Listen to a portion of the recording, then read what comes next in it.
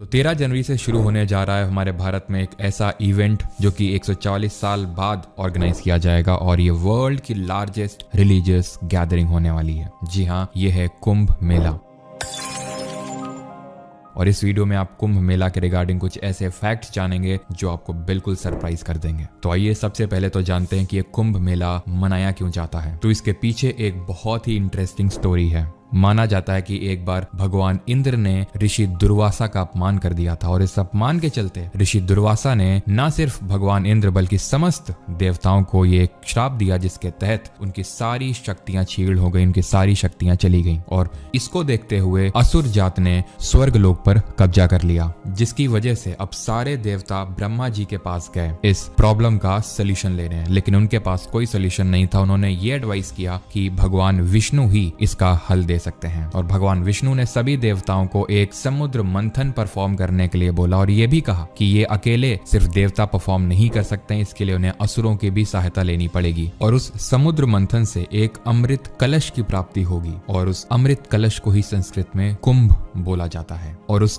अमृत कलश में जो अमृत होगा उसको पीकर देवता उस श्राप से मुक्त हो सकते हैं। तो सभी देवताओं ने असुरों के साथ एक एग्रीमेंट करके, ये एग्रीमेंट कैसा एग्रीमेंट था कि जो भी अमृत कलश से अमृत प्राप्त होगा उसका आधा अमृत वो देवता उन असुरों को भी दे देंगे। अब ये समुद्र मंथन शुरू होता है कैसे? तो वैसे ही जैसे कि आज हम दूध से क्रीम निकालते हैं, जिसके लिए हमें एक डंडे यानी काइंड ऑफ पोल की जरूरत पड़ती है और एक रस्सी की, जिस टेक्निक से बहुत पहले ऐसा क्रीम निकाला जाता था दूध से। तो यहाँ पर वासुकी जो कि नाग देवता हैं, तो उनको एज अ रोप यूज किया गया और मंदारा का पर्वत उसको पोल के तौर पे यूज किया गया, जो आज भी बिहार में मौजूद है। अब जब ये चर्निंग शुरू होती है यानी समुद्र मंथन शुरू होता है, तो सबसे पहली चीज जो इससे निकलती है वो है हलाहल विष, जिसको कि भगवान शिव ने ग्रहण कर लिया खुद ही, सो दैट कि जो बाकी सृष्टि है उसका विनाश ना हो। और वो उसको पीकर, माना जाता है कि मध्य प्रदेश में एक जगह है बांदा डिस्ट्रिक्ट में, वहां पर जाते हैं और काल को हराते हैं यानी कि टाइम को डिफीट करते हैं और वो जगह का नाम आज पड़ गया है Kalinjar, which means the destroyer of time, जहाँ की हमें एक आज भव्य किला भी देखने को मिलता है। और उसी किले के अंदर एक नीलकंठ महादेव का मंदिर भी है। नीलकंठ क्यों? क्योंकि उनका जो कंठ है यानी गला, वो उस विष को पीकर नीला पड़ गया। और 1000 साल तक चले इस समुद्र मंथन के बाद अमृत कलश की प्राप्ति होती है और जब वो अमृत कलश निकलता है तब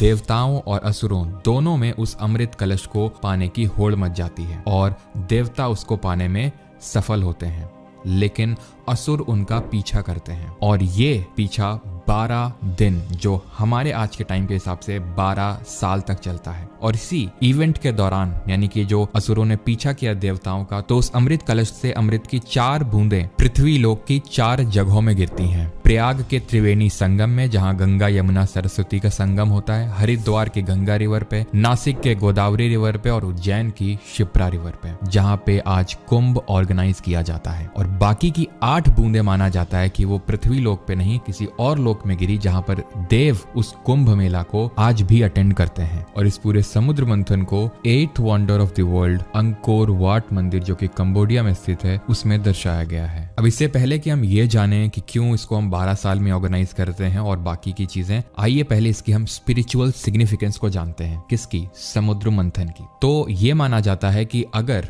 हमें इनर पीस चाहिए या फिर जो हर धर्म में एक फाइनल चीज बताई गई है, तो उसके लिए हमें एक स्पिरिचुअल जर्नी को फॉलो करना होता है। आप उसको समुद्र मंथन से कंपेयर कर सकते हैं कि जब वो हम जर्नी शुरू करते हैं तो सबसे पहली चीज हमें वो अमृत नहीं प्राप्त होता है, सबसे पहले तो हमें विष की प्राप्ति होती है, जिनको कि हमें खुद ही ग्रहण करना चाहिए सो दैट कि इसका इफेक्ट बाकी लोगों पर ना हो। और ये जो चर्निंग है ये हमारे कॉन्शियसनेस के गुड स्पिरिट और बैड स्पिरिट के बीच में होती है और इस चर्निंग के बाद हमें फाइनली अमृत, उस फाइनल चीज की प्राप्ति होती है। और आइए आप जानते हैं कि इसको हम 12 साल में क्यों ऑर्गेनाइज करते हैं। तो यहाँ पर आपको ये फैक्ट पता होना चाहिए कि जो हमारा जुपिटर है, हमारे सोलर सिस्टम का सबसे बड़ा ग्रह बृहस्पति, ये सन के अराउंड 12 साल में अपना एक चक्कर यानी रेवोल्यूशन कंप्लीट करता है। और इसी जुपिटर, सन और मून की जो एस्ट्रोलॉजिकल पोजीशंस हैं उसके बेसिस पे ये डिसाइड किया जाता है कि अगला कुंभ किस टाइम पे और किस जगह पे ऑर्गेनाइज किया जाएगा। और इसीलिए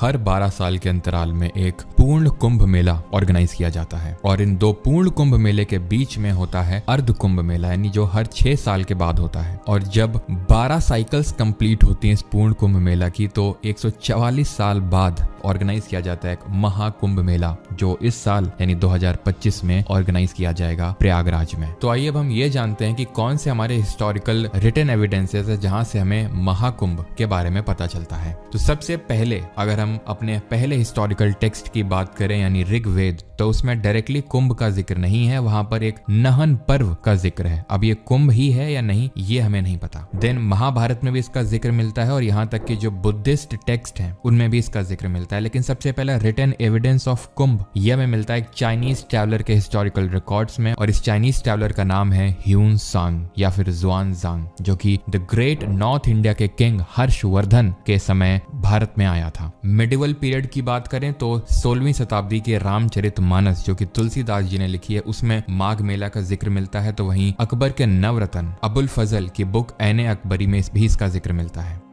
और अकबर के ही नवरत्न बीरबल ने अशोक के स्तंभ जो कि प्रयागराज में स्थित है वहां पर माघ मेला का जिक्र किया है। तो आइए फाइनली जानते हैं महाकुंभ 2025 के बारे में। तो ये कुंभ 13 जनवरी से लेकर 26 फरवरी तक प्रयागराज में ऑर्गेनाइज किया जाएगा। 45 दिन तक चलने वाला ये इवेंट 6 पार्ट में डिवाइड किया गया है। सबसे पहला होगा पौष पूर्णिमा जो 13 जनवरी को होगा, मकर संक्रांति 14 जनवरी को, मौनी अमावस 29 जनवरी को, बसंत पंचमी 3 फरवरी को, अचल सप्तमी 5 फरवरी को और 12 फरवरी को होगा कल्पवास। और फाइनली ये पूरा इवेंट खत्म होगा माघी पूर्णिमा को। और जनरली इसमें जो सबसे पहला स्नान है और सबसे आखिरी स्नान है वो साधु संत करते हैं। और इसके पीछे की भी एक बहुत इंटरेस्टिंग स्टोरी है। तो एक्चुअल में जितने भी साधु आपको देखने को मिलेंगे कुंभ मेला में वो किसी न किसी अखाड़े से बिलोंग करते हैं। ये अखाड़ा की जो प्रैक्टिस है वो माना जाता है कि 8वीं शताब्दी में आदि शंकराचार्य जी ने शुरू करी थी। अखाड़े 3 तरह के होते हैं। एक वो जो भगवान शिव पे विश्वास करते हैं जिनको हम शैव अखाड़ा बोलते हैं, दूसरे वो जो भगवान विष्णु पे विश्वास करते हैं उनको हम वैष्णव अखाड़ा, और तीसरे वो जो किसी पर भी विश्वास नहीं करते हैं, वो मेनली गुरु नानक के फिलॉसफी पे विश्वास करते हैं और उनको हम बोलते हैं उदासीन अखाड़ा। अब प्राचीन समय से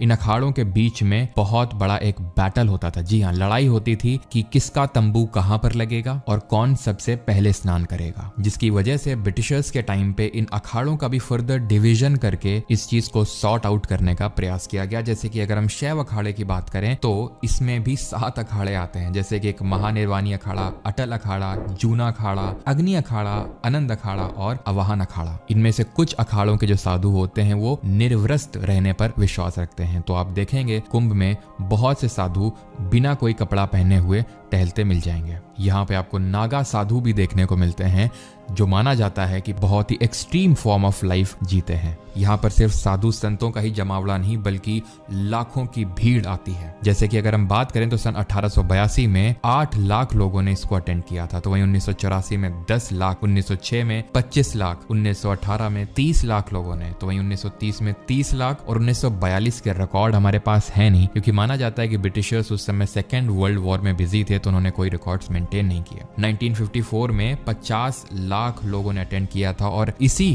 कुंभ मेले में भगदड़ की वजह से 800 लोगों की जान गई थी और बहुत लोग मिसिंग थे, जिसकी वजह से आज भी एक कहावत बहुत ही प्रचलित है कि कुंभ के मेले में बिछड़ गए। तो अब आप सोचिए कि इतनी बड़ी भीड़ को कैसे हमारी गवर्नमेंट मैनेज करती होगी। तो इसके लिए प्री इवेंट प्लानिंग करी जाती है जिसको कि काफी सारे सेक्शंस में डिवाइड किया जाता है, जिसमें कि accommodation, sanitation, traffic management, power availability और ड्रेनेज और सीवेज जैसी चीजें आती हैं। जैसे कि अगर हम बात करें 2019 के अर्ध कुंभ की, जिसको कि 24 करोड़ लोगों ने अटेंड किया था, उनके लिए लगभग 20,000 बेड्स लगाए गए थे। सैनिटेशन की अगर बात करें तो उसके लिए 1,22,000 टॉयलेट्स बनाए गए थे, 84 से ज्यादा पार्किंग एरिया बनाए गए थे और लगभग 40 नए पुलिस स्टेशन क्रिएट किए गए थे, जिसके चलते इसने गिनीज वर्ल्ड रिकॉर्ड में भी अपना नाम दर्ज कराया for the largest traffic and crowd management, for the biggest painting exercise of public sites under the paint my city scheme and for the biggest sanitation and waste disposal mechanism. और अब आपको लग रहा होगा कि इतना गवर्नमेंट खर्चा क्यों करती है, और खर्चा करती है तो क्या कुछ रिटर्न में मिलता भी है या फिर नहीं। तो चलिए देखते हैं कि कितना गवर्नमेंट इसमें इन्वेस्ट करती है और उसको कितना रिटर्न मिलता है। 2019 की ही बात क्यों ना कर लें। यहाँ पर यूपी यूपी गवर्नमेंट ने 4,236 करोड़ रुपए अलॉट किए थे कुंभ मेला के लिए, जिसमें कि यूपी गवर्नमेंट का कंट्रीब्यूशन था 47.6%, तो वहीं सेंट्रल गवर्नमेंट का कंट्रीब्यूशन था 52.4%। But worth the investment, worth it? The answer is yes, because इस इन्वेस्टमेंट ने ना सिर्फ स्टेट में टूरिज्म को बढ़ावा दिया बल्कि ट्रेड को बढ़ावा दिया, जॉब क्रिएशन किया, इनफॉर्मल सेक्टर को स्ट्रॉन्ग किया, इंफ्रास्ट्रक्चर बिल्ड हुआ उस कुंभ मेले की वजह से, लोकल इकोनॉमी बूस्ट हुई और इंटरनेशनल रिकॉग्निशन मिला, जिन सब के चलते 2019 में गवर्नमेंट को 12,000 करोड़ का रिटर्न मिला और 2025 के इस महाकुंभ में गवर्नमेंट तकरीबन 7,500 करोड़ रुपए खर्च करने वाली है और इससे जो रेवेन्यू आएगा उसका एस्टिमेशन है लगभग 20,000 करोड़ का। और इस 2025 के महाकुंभ में कुछ नई चीजें भी इस बार इंट्रोड्यूस करी जाएंगी, जैसे कि तकरीबन 2700 सीसीटीवी कैमरा को इंस्टॉल किया जाएगा integrated with artificial intelligence features, जिसके हेल्प से ओवर क्राउडिंग जैसी सिचुएशन को मैनेज किया जाएगा और अगर कोई लापता हो गया है तो उसको भी ढूंढने में हेल्प मिलेगी। इसके अलावा महाकुंभ नाम से एक नई डिस्ट्रिक्ट को भी यहाँ पर क्रिएट कर दिया गया है, जो कुंभ खत्म होने के बाद उसको डिसॉल्व कर दिया जाएगा और इस सिटी के अंदर आपको 56 पुलिस स्टेशंस देखने को मिलेंगे। इस महाकुंभ को प्लास्टिक फ्री और पॉलिथीन फ्री बनाने के लिए ग्रीन कुंभ इनिशिएटिव को भी लॉन्च किया गया है, जिसके तहत कुछ सस्टेनेबल प्रैक्टिसेस को अडॉप्ट किया जाएगा, जैसे जीरो वेस्ट जोन बनाए जाएंगे, प्लास्टिक फ्री कैंपेन चलाया जाएगा, eco friendly sanitation facility provide करी जाएगी। इस पूरे इवेंट को अटेंड करने वाले लोगों के लिए कुछ स्पेशल ट्रेन्स भी चलाई जाएंगी और ये 13,000 स्पेशल ट्रेन्स होंगी, जिसमें कि 3,000 नई ट्रेन्स चलाई जाएंगी सिर्फ कुंभ के लिए। और इसके तहत जो टिकट प्रोवाइड करे जाएंगे रेलवे के द्वारा उनमें कलर कोडिंग भी होगी to avoid the over crowding at the stations. तो वहीं इसके पीछे कुछ कलर्ड स्टिकर्स लगाए जाएंगे जो ये दर्शाएंगे कि आप किस रूट पे ट्रैवल करने वाले हैं, सो दैट कि अगर कोई अपना रूट से भटक जाए तो उसको हेल्प दी जा सके सही रूट जान के, जिनमें कि चारों डायरेक्शंस के लिए that is north south east west के लिए red blue yellow and green colours का यूज किया जाएगा। और ना सिर्फ रेल नेटवर्क को स्ट्रॉन्ग किया जा रहा है बल्कि रोड नेटवर्क को भी इसके तहत स्ट्रॉन्ग किया जा रहा है, जैसे कि गंगा रिवर के ऊपर एक ब्रिज बनाया जा रहा है जो कि काशी को प्रयागराज से कनेक्ट करेगा और 594 किलोमीटर लंबा गंगा एक्सप्रेसवे भी बनाया गया है। तो एक तरह से अगर देखा जाए तो ये पूरा इवेंट ना सिर्फ रिलीजियस टर्म्स में एक सिग्निफिकेंस होल्ड करता है हमारे लिए, बल्कि हमारी पूरी कंट्री को यूनाइट भी करता है। और आप में से कितने लोग इस मेगा इवेंट को अटेंड करने वाले हैं ये कमेंट सेक्शन में जरूर